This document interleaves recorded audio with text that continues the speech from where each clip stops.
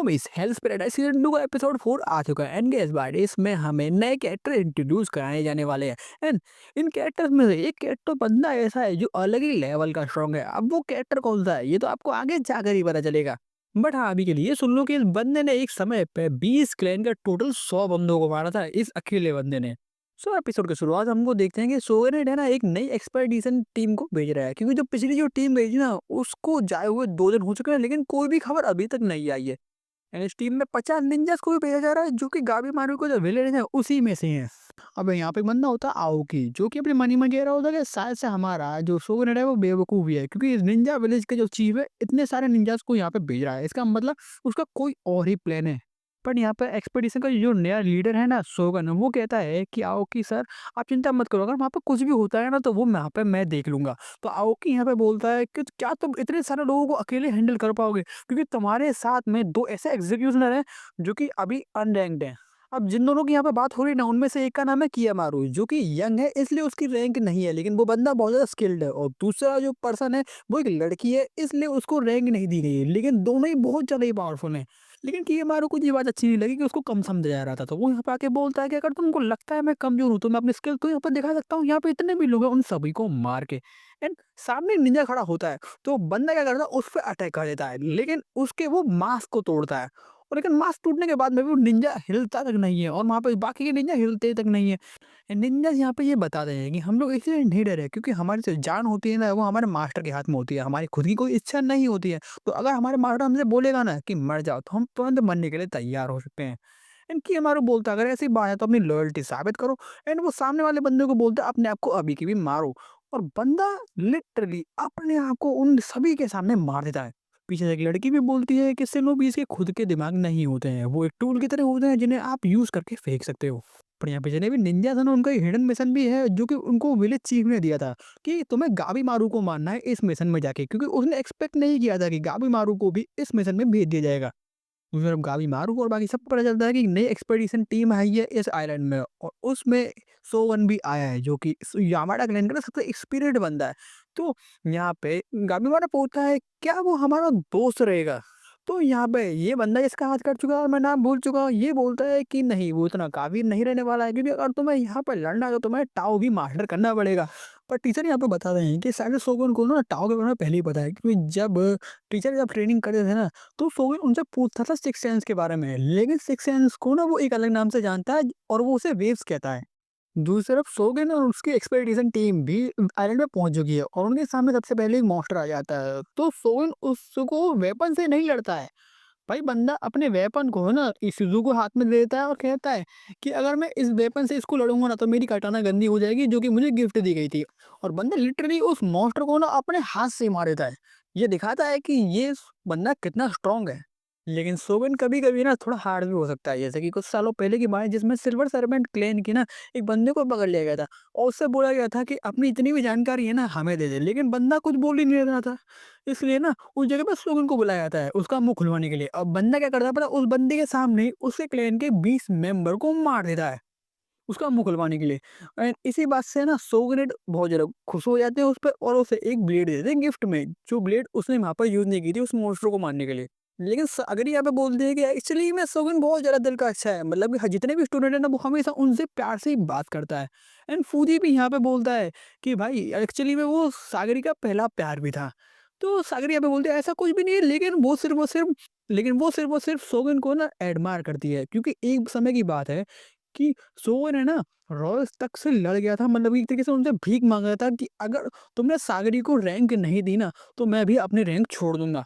जिसके बाद से ही सागरी को ही एक रैंक मिली थी यामाडा क्लैन में। ये सब उसने इसलिए किया था क्योंकि लड़कियों को ना यामाडा क्लैन में एक्चुअली में रैंक नहीं दी जाती है, जैसे कि इजुजुकी मान लो जो हमें कुछ देर पहले एक लड़की दिखाई थी ना उसको भी रैंक नहीं दी गई है। लेकिन सोगिन का मानना था कि सागरी एक्चुअली में टैलेंटेड है, उसके पास स्किल्स है, तो अगर आप उसको रैंक नहीं दोगे तो मैं भी अपनी रैंक छोड़ दूंगा। और हम यहाँ देखते भी है कि नई एक्सपीडिशन में जो नए यामाडा उसके साथ में आए थे ना उनके साथ भी सोगन बहुत अच्छा ही बर्ताव कर रहा था। लेकिन यहाँ पे सियोन बताता है कि तुमने जो कहानी सुनी थी ना वो अधूरी थी। एक्चुअली में उस दिन सोगन ने उन क्लैन के 20 लोगों को नहीं मारा था, टोटल 100 बंदों को मारा था, और उसमें छोटे छोटे बच्चे तक इंक्लूडेड थे। वहाँ पे वो बंदा रो रहा होता है क्योंकि उसके सामने छोटे बच्चे को मारा जा रहा होता है, लेकिन सोगन यहाँ पे कहता है कि क्योंकि तुम्हारे ये बच्चे एक इविल फैमिली में पैदा हुए हैं, इस चक्कर में ये भी इविल ही बनेंगे, तो इनको मार देना ही ठीक रहेगा। मतलब इसकी थिंकिंग कुछ ऐसी है। सीओ यहाँ पे बता रहा है कि एज़ अ समुराई मैं उसकी बहुत ज़्यादा रिस्पेक्ट करता हूँ और वो मेरा अच्छा दोस्त भी है, लेकिन मैं उसके बर्ताव को भी बहुत अच्छे तरीके से जानता हूँ। तो मुझे इतना अच्छे से पता है कि वो यहाँ पे इसलिए आया क्योंकि वो यहाँ पे जितने भी क्रिमिनल्स हैं ना, उन सबको मार देगा। और अगर उसे पता चलता है कि हम यामाडा भी क्रिमिनल के साथ में काम कर रहे हैं, तो हमें मुझे नहीं लगता कि वो हमें भी छोड़ेगा। अब हमें यहाँ पे सुकून का पहाड़ दिखाया जाता है जिसमें पास्ट में ना उसके पेरेंट्स को एक क्रिमिनल ने मार दिया था। तो यामाडा क्लैन ने उसे अपने पास रख लिया था। लेकिन यहाँ पे सुकून को बताया जाता है कि एग्जीक्यूशनर का काम ना बहुत ज़्यादा मुश्किल होने वाला, तो वो कई तरीके के इसमें क्राइम करने पड़ेंगे। सुकून यहाँ पे बोलता है कि जिसने मेरे पेरेंट्स को मारा ना उसे अभी तक नहीं पकड़ा गया है, शायद से वो मेरे ही हाथों में मरने वाला है। एंड सुकून यहाँ पे ये बात भी बोलता है कि मैंने सुना है कि आप क्रिमिनल्स को यहाँ पे एक ही अटैक में फिनिश कर दो ताकि उसको दर्द ज़्यादा ना हो। लेकिन मेरे हिसाब से ये फिलोसफी गलत है क्योंकि उसे दर्द देख ही मारना चाहिए। उसको एक ही तलवार से बार-बार मारना चाहिए जिससे कि तलवार भी थोड़ी बहुत खराब हो जाए और उसको और ज़्यादा दर्द हो। तो यहाँ पे एजेंट सर बोलते हैं कि चिंता मत करो, मैं तुम्हारी तलवार को ना डेली की डेली शार्प करूँगा और अगर मुझे किसी दिन भी दिखता है कि तुम्हारी तलवार में कुछ भी गड़बड़ है तो उसे मैं तुरंत ठीक कर दूँगा। मुझे पता है तुम्हारी नफ़रत एक बार में नहीं जाएगी, लेकिन इसको जाने में टाइम लगेगा। अब यहाँ पे हम प्रेज़ेंट में आते हैं और देखते हैं कि सोगन के सामने एक बंदा मरा पड़ा है एंड ये कोई और नहीं एजिन है जिसने बचपन से सोगन को सब कुछ सिखाया है। इसे देख के वो बहुत ज़्यादा दुखी हो जाता है एंड वहाँ पे वो चिल्लाने लग जाता है कि अभी भी मेरी मुझे आपकी ज़रूरत है। लेकिन इज़ू उसको समझाती है कि मुझे पता है आपको बहुत ज़्यादा दुःख हो रहा है, लेकिन हमें बाकियों को भी देखना है। तो सोगन यहाँ पे बोलता है हाँ, तुम ठीक कह रही हो, लेकिन हमें कम से कम उनको दफ़ना देना चाहिए और प्रेयर करनी चाहिए। अब ये लोग उसको दफना के प्रेयर कर रहे होते हैं और पीछे से निंजा वाली लड़की आती है और बोलती है ये लोग आखिरकार है कैसे लोग? इतनी खतरनाक जगह पे ये लोग प्रेयर कर रहे हैं और बाकी ये 2 लोग हैं ना, उस बंदे को सपोर्ट कर रहे हैं और इस चौथे का तो पता ही नहीं चल रहा है इसके दिमाग में क्या चल रहा है। और तुमको पता भी कैसे चलेगा? बंदा सिर्फ़ घर जाने की टेंशन में है। समझ रहे हो? मतलब कि बाहर में जाए दुनियादारी, मुझको बस घर जाना है। बट वो निंजा वाली लड़की यहाँ पे यही सोच रही होती है क्योंकि ये खतरनाक जगह है। तो यहाँ पे यामाडास को चकमा देना भी बहुत ज़्यादा आसान होगा और हम अपने मिशन को कंप्लीट कर लेंगे, गाबीमारू को मारने वाला मिशन। क्योंकि इन लोगों को भी पता है भाई गाबीमारू इन मॉन्स्टर से तो मरने वाला नहीं है। लेकिन तभी यहाँ पे मॉन्स्टर अटैक कर देते हैं और कई निंजास को तो वो जाल में पकड़ भी लेते हैं। और एक जो उनका लीडर होता है, बोल रहा होता है कि जितने भी हो सके उतने लोगों को पकड़ लो क्योंकि ये हमारे एक्सपेरिमेंट बनने वाले हैं। तो जीका यहाँ पे बोलता है कि भई अगर तू बोल सकता है तो थोड़ी बहुत बात ही कर ले, मसला सुलझा ले रहे हैं। लेकिन वो बंदा बोलता है नहीं भैया ये सब हम नहीं कर सकते, ये सब टेंगन हमारे मास्टर जो है वो ही बताएँगे हमको। और ये लोग सभी पे जाल फेंक देते हैं, लेकिन कियामारू इज़ुज़ू ना यहाँ पे शोगुन के ऊपर जाल फेंकने से रोक देते हैं और उन दोनों को यहाँ पे बहुत ज़्यादा गुस्सा आता है। एंड हम दोनों यहाँ पे इनकी पावर को भी अब देख पाते हैं, जहाँ पर इज़ुज़ू की जो पावर है ना वो ब्रूटली स्ट्रेंथेड है, मतलब कि वो बहुत ज़्यादा स्ट्रॉन्ग है। और दूसरी तरफ कियामारू स्पीड टाइप है, मतलब उसकी स्पीड बहुत ज़्यादा है और वो फ्लेक्सिबल बहुत ज़्यादा है। इनकी स्ट्रेंथ को देख के जो निंजा वाली लड़की है ना वो भी इम्प्रेस हो जाती है और वो अपनी स्क्वाड को उस मॉन्स्टर पर अटैक करने के लिए बोल देती है। एंड वो सारे मिलके एक ही बार में उन मॉन्स्टर पर हमला करने लग जाते हैं।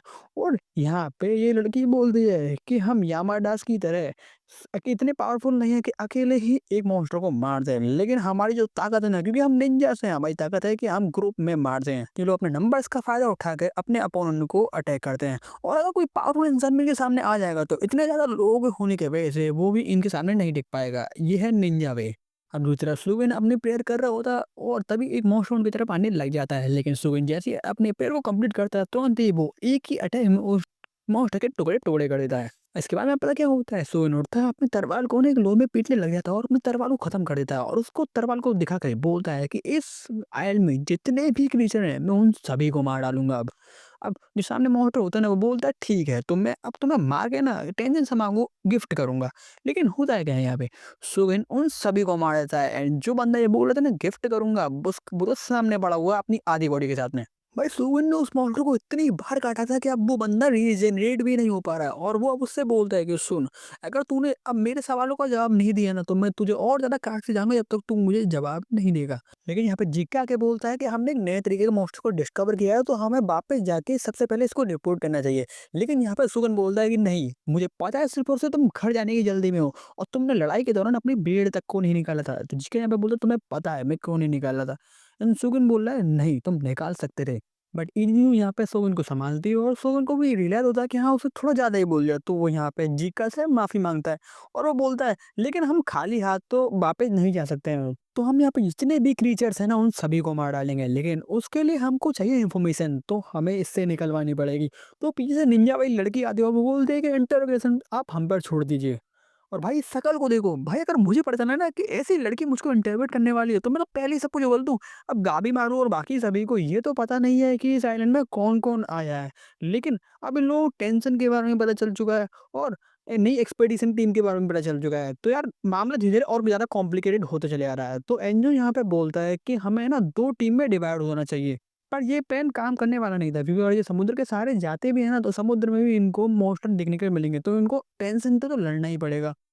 तो यहाँ पे पोची बोलता है कि क्या तुम्हें उनकी कमजोरी मालूम है? तुम्हें पता है कि तुम कैसे उनसे लड़ सकते हो? तो एंजो बोलता है हाँ, मुझे जो-जो इन्फॉर्मेशन दी है ना, उससे मुझे थोड़ा बहुत आइडिया हो चुका है। जैसे कि व ताओ के भी ना अलग-अलग टाइप हैं, fire type, would type, water type. तो अगर हम इसे ध्यान रख के उनसे लड़ते हैं ना, तो हम जीत सकते हैं। लेकिन यूजुअली यहाँ पे बोलती है ये काफ़ी नहीं है। क्या तुम गारंटी कर सकते हो कि ऐसे लड़ने से हम मरेंगे नहीं?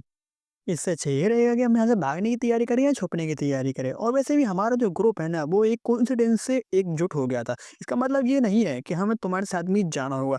तो एंजो यहाँ पे बोलता है हाँ, तुम जो कह रहे हो बिल्कुल सही कह रहे हो कि किस्मत से हमारा ग्रुप है ना एक साथ हो गया था। तो अगर तुम ये नहीं करना चाहते हो तो मैं तुम्हें फ़ोर्स नहीं कर सकता हूँ। लेकिन जो लोग हैं ना मेरे साथ जाना चाहते हैं, मेरे पीछे आ जाओ।